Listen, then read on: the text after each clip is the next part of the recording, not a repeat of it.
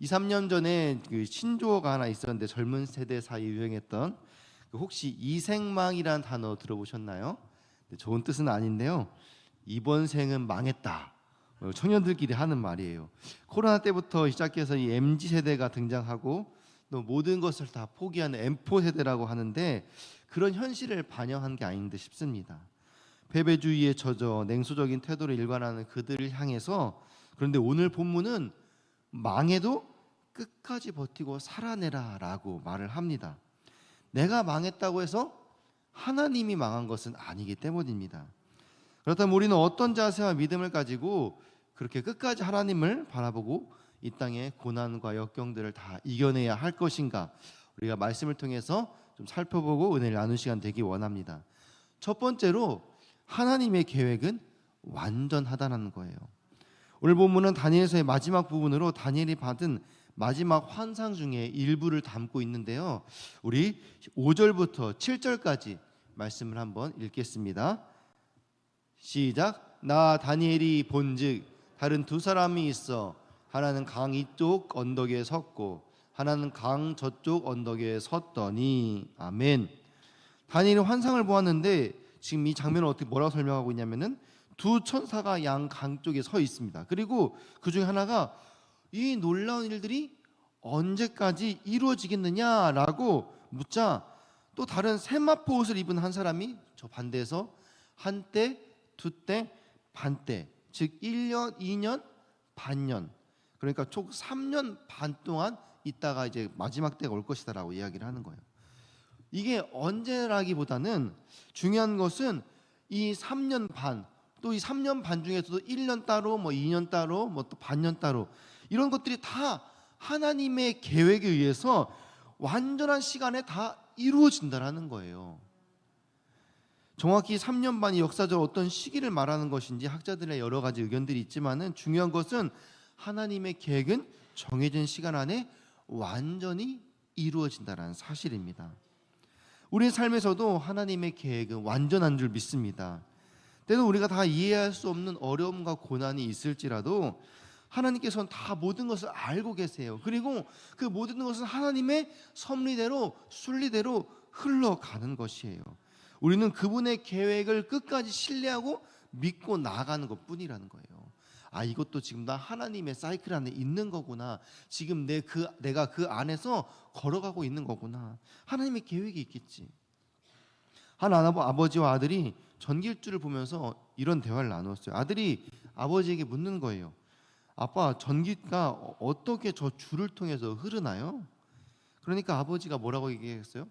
공학 박사도 아닌데 글쎄 나 잘 모르겠는데 하지만 그 전기가 저 줄을 통해서 흐르는 것은 확실하단다.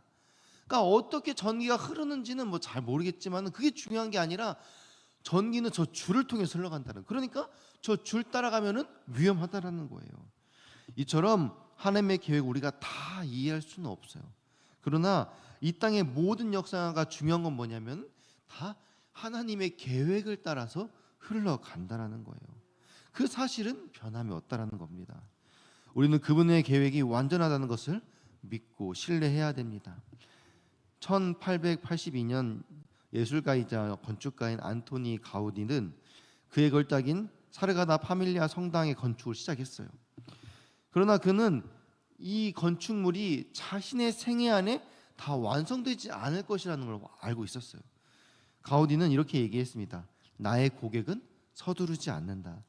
하나님은 영원히 기다리실 수 있다라고 말했어요. 이처럼 하나님의 계획이 우리의 시간표와는 좀 다를 수 있어요. 우리가 하고 있는 일, 하나님의 일이라고 할지라도 그 계획이 나의 생애 안에 다 끝나지 않을 수도 있어요. 그러나 우리가 믿고 신뢰하는 것은 하나님의 계획은 완전하다. 하나님의 시간과 나의 시간은 다를지라도 하나님이 나를 통하여서 분명히 이루실 것이다. 그걸 믿고 오늘을 버텨가는 거죠.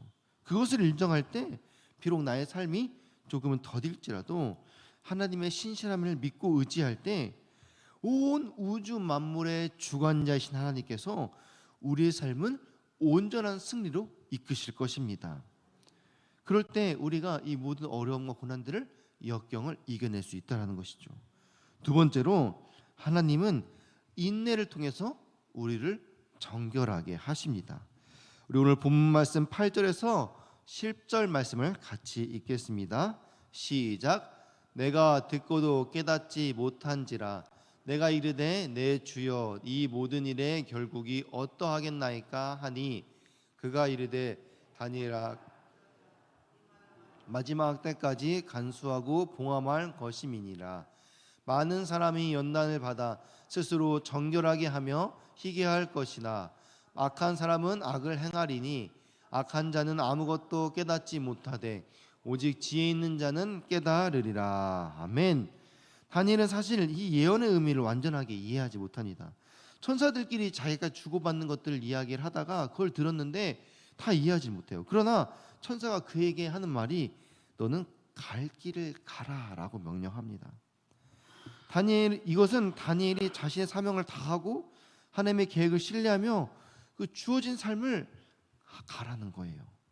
비록 지금은 하나님에게 우리가 다 알 수 없지만은 주어진 삶에서 최선을 다하며 인내의 시간을 견뎌낼 때 하나님께서는 우리를 정결하게 하셔서 하나님의 때에 우리를 귀하게 사용하시는 줄을 믿습니다.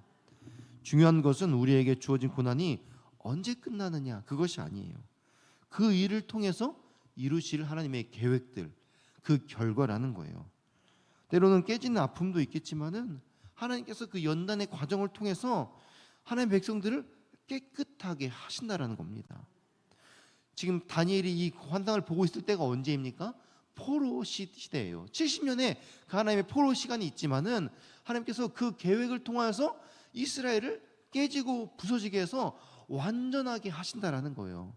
하나님의 뜻을 이룰 만한 그릇으로 준비하신다라는 거예요.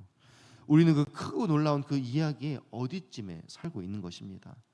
그래서 우리는 지금 너무 일찍 인생을 평가하여서 서둘러 체념하거나 우쭐해서는 안 됩니다. 우리의 삶이 어떻게 될지 하나님만 아시기 때문입니다. 10절 하반절에 보면은 악한 자는 아무것도 깨닫지 못하되 오직 지혜 있는 자들은 깨달으리라. 아멘. 하나님께서 우리를 깨끗하게 하셔서 결국 이루기 원하시는 건 무엇입니까? 우리가 깨닫도록 하는 거예요. 하나님이 완전하시다. 하나님 우리를 정결하게 하신다. 그래서 마지막 때 하나님의 때에 우리를 귀하게 사용하신다.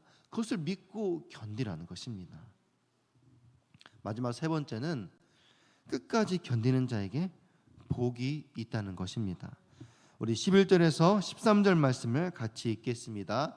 시작. 매일 드리는 제사를 폐하며 멸망하게 할 가증한 것을 세울 때부터 1290일을 지낼 것이요 기다려서 1335일까지 이르는 그 사람은 복이 있으리라.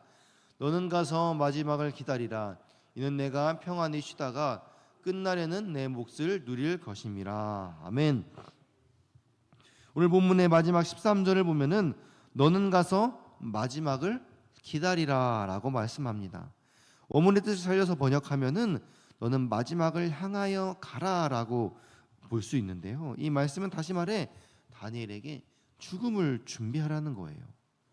이때 다니엘은 90세 가까운 나이였습니다.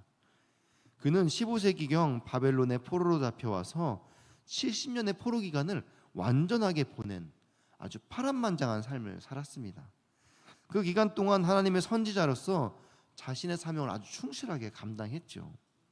그리고 이제 90세가 되어서 마지막 사명을 감당하라고 하나님께서 말씀합니다. 그렇다면 오늘 이 말씀이 그 수를 다한 노인에게만 해당되는 말씀일까요? 다니엘처럼 그 인생을 다 산 사람에게만 지금 하는 말씀일까요? 그런데 사실 생각해 보면은 모든 사람들은 다 이 마지막을 향하여 가고 있는 것이죠.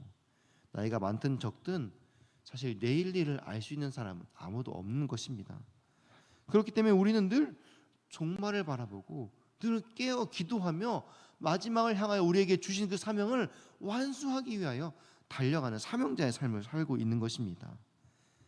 사실 다니엘의 삶을 살펴보면은 현실적으로는 아주 비극적인 삶, 불우한 삶을 살 수밖에 없었습니다.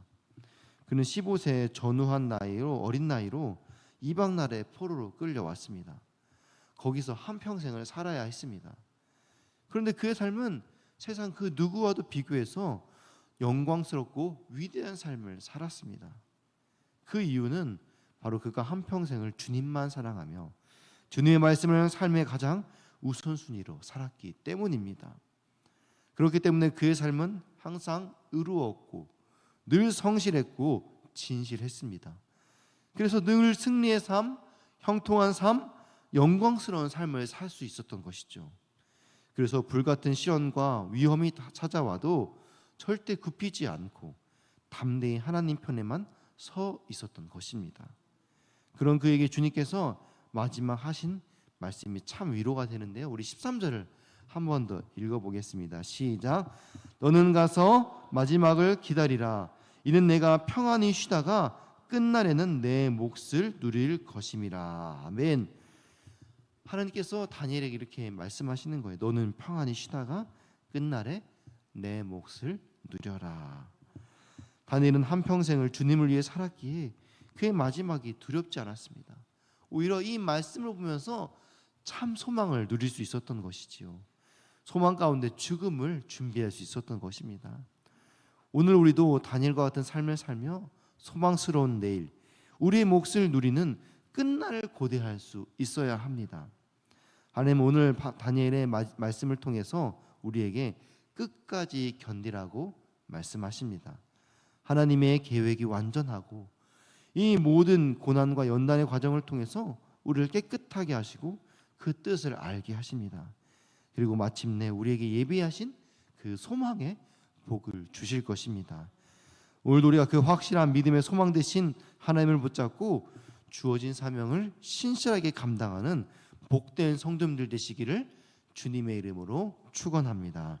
아멘. 우리가 함께 들은 말씀 기억하며 기도하기 원합니다. 이 시간 같이 기도하실 때 하나님의 완전하신 계획을 신뢰하며 오늘도 나에게 주어주신 고난을 연단의 과정으로 인내할 수 있게 하여 주시옵소서. 끝까지 견디어 주어진 사명 잘 감당하여 다니엘과 같이 하나님 앞에 영광스러운 삶으로 나아가게 하여 주시옵소서. 우리 교회를 위해 또 기도할 때 창립기념 행사와 팀별 찬양제를 통하여 잃어버린 영혼들이 돌아올 수 있게 하여 주옵소서. 주변에 아픈 영혼을 치유하여 주시도록 각자의 기도 제목 놓고 우리 사랑하는 주님 이름 세 번 부르고 같이 기도하시겠습니다. 주여 주여